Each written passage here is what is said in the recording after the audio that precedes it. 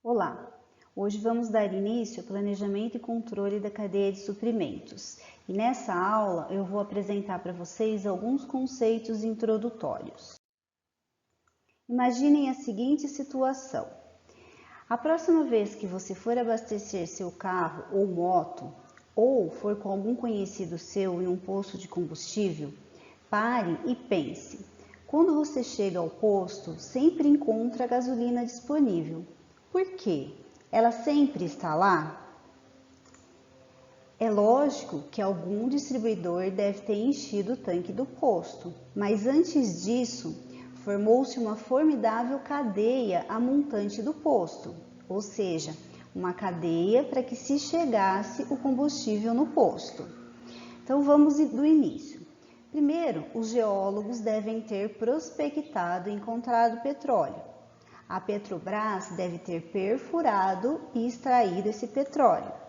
Em seguida, através de navios ou dutos, o petróleo chega a uma refinaria que converte-a em seus derivados, dentre eles a gasolina.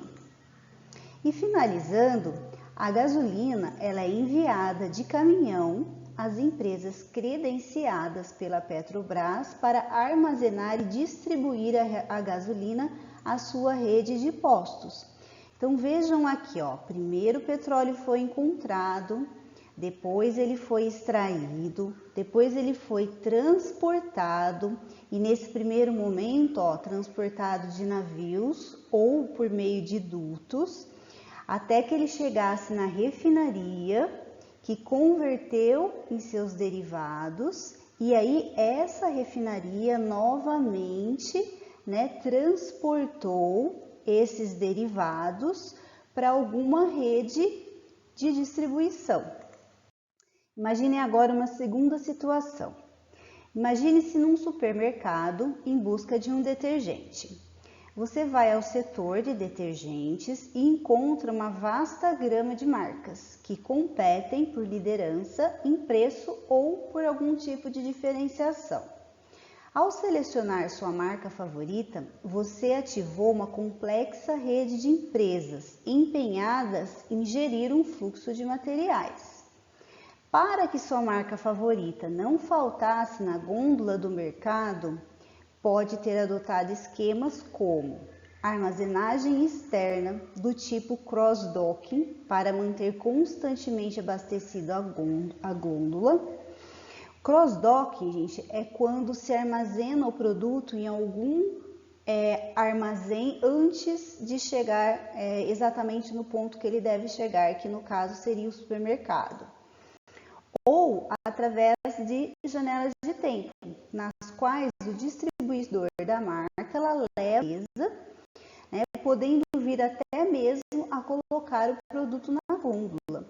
Então, hoje em dia, existe isso. O próprio fornecedor do produto, ele controla o estoque do supermercado, no caso aqui, e a partir desse controle ele sabe quando que ele deve abastecer a gôndola ou não. Então a gente chama isso de Just in Time 2. Então mais para frente a gente vai aprender como que funciona isso. Ao comprar o produto, então, houve uma baixa no estoque do produto, que movimentou toda a cadeia para repor o produto. De forma simplificada, essa situação ela ilustra a seguinte cadeia. Então aqui nós temos o supermercado. Aí o supermercado ele solicita detergente do fabricante de detergente. Ou ele pode buscar esse detergente por meio do cross-docking. Só que quem abastece esse cross-docking, que é um distribuidor, também é o fabricante de detergente. O fabricante de detergente, para que ele possa produzir o detergente, ele precisa da embalagem plástica na qual ele vai colocar o produto. Essa embalagem plástica, ela vem de uma cadeia química, no caso, o petróleo. Então, o plástico, ele também vem do petróleo. Além da embalagem plástica, ele precisa de uma embalagem de papelão para armazenar os vidros, os frascos, né, de detergente. Essa embalagem de papelão, ela vem de uma fabricante de papel, que busca, né, esse papel de uma empresa madeireira. E além dessas embalagens, eu preciso do detergente em si. Então, que é uma cadeia química também baseada no petróleo. Então, esse exemplo aqui representa uma cadeia de suprimentos. Então, nós temos aqui, ó, lá embaixo, nós temos, né, quem fabrica a fonte principal. Então, notem que aqui, ó, para a embalagem de papelão, a gente precisou de mais de uma fonte aqui, ó. A primeira fonte de madeira, que forneceu o papel para a fabricante de papel, que depois forneceu a embalagem de papelão para a fabricante de detergente. Então, esse é um exemplo de uma cadeia de suprimentos. Então, aqui nós temos o cliente final, que nesse caso aqui é o supermercado, e nós temos aqui todos os processos envolvidos até que o produto desejado chegasse ao supermercado. Então, concluímos dessas situações que uma cadeia de suprimento é uma rede que leva um serviço ou um bem a um determinado consumidor. Observamos também que existe sempre um canal de fornecimento. Esse canal de fornecimento a gente chama de montante. E um canal de distribuição, que nós chamamos de ajusante. Em logística, a gente conhece esses termos dessa maneira, da empresa focada. Então, eu vou distribuir para uma determinada empresa focada. Na situação 1, a Petrobras, ela atua tanto no canal de fornecimento, que é lá, né, quando ela vai fornecer o petróleo, até suprimento, quando ela leva a gasolina ou o combustível, né, como a gente citou o exemplo da gasolina, até um posto de combustíveis. Na situação 2, temos a empresa de detergente como divisor entre o canal de fornecimento e o canal de distribuição. Porque, ó, lembra que ela fica no meio da cadeia. Para ela poder fornecer para quem vai distribuir o seu produto, ela precisa de todos os suprimentos necessários para fabricar o produto. Então, por isso que a gente pode dizer que ela é um divisor entre o fornecimento e o canal de distribuição. E aí, algumas definições importantes. Então, uma cadeia de suprimentos é uma associação de clientes e fornecedores que trabalham juntos, embora cada um no seu próprio negócio. Eles trabalham juntos na compra, transformação, distribuição e venda de mercadorias e serviços entre eles, de modo a constituírem um produto acabado ou serviço especializado que seja de interesse dos consumidores. Uma cadeia de suprimentos, ela engloba todos os estágios envolvidos, direto ou indiretamente, no atendimento de um pedido ao cliente. Inclui, então, fabricantes e fornecedores, transportadoras, depósitos, varejistas e os próprios clientes. E aí algumas definições que estão correlacionadas à cadeia de suprimento. A primeira delas é a cadeia de demanda. Então, essa cadeia de demanda envolve todo o processo de motivação, planejamento, compromisso com a demanda do cliente por produtos e serviços. E a cadeia de valor, ele é um conjunto completo das atividades que adicionam valor ao produto e serviço, desde o último fornecedor, que é o primeiro lá, o que fornece a primeira matéria-prima, até o cliente final.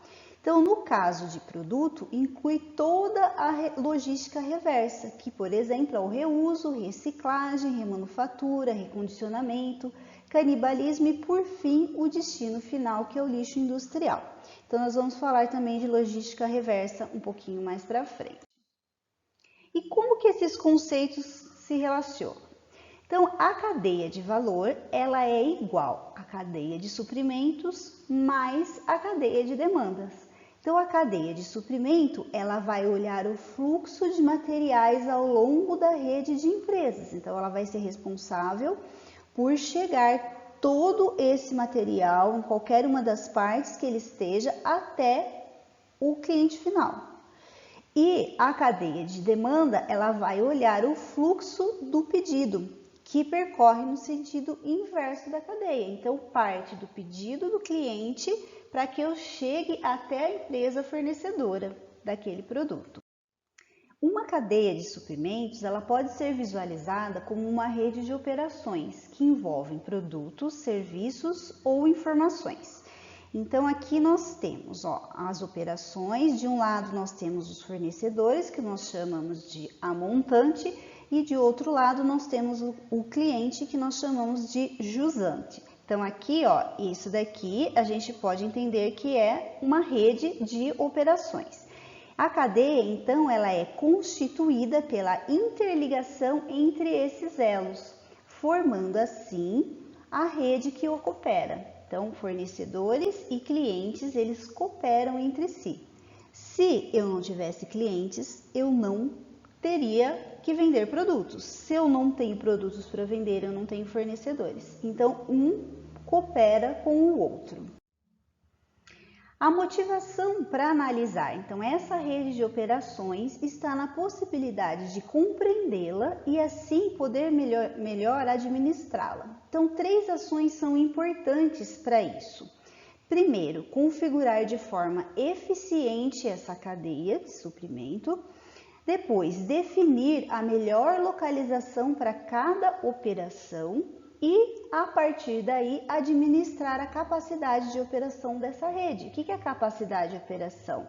É a capacidade de eu buscar lá no meu fornecedor e entregar lá no meu cliente final da melhor maneira possível. Então, aqui nós temos um exemplo, com a operação principal. Aí aqui nós temos a primeira camada de fornecedor, a segunda camada de fornecedor.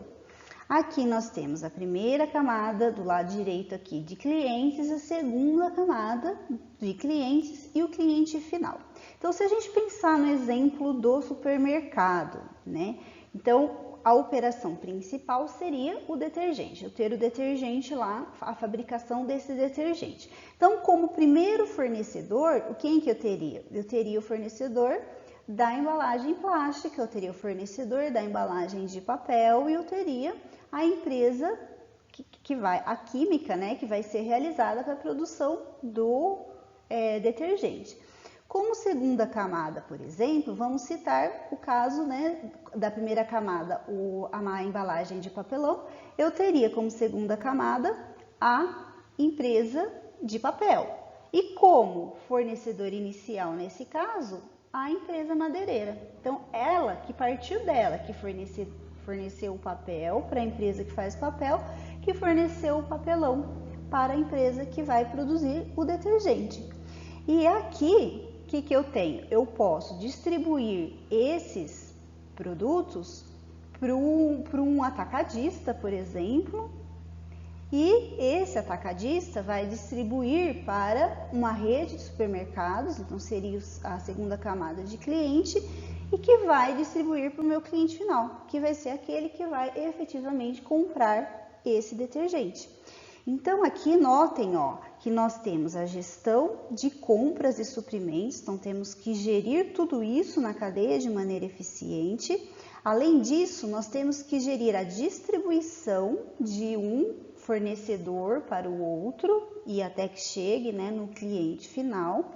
Nós temos que administrar a logística, a gestão de material. E toda essa administração a gente pode dizer que seria a gestão da cadeia de suprimentos.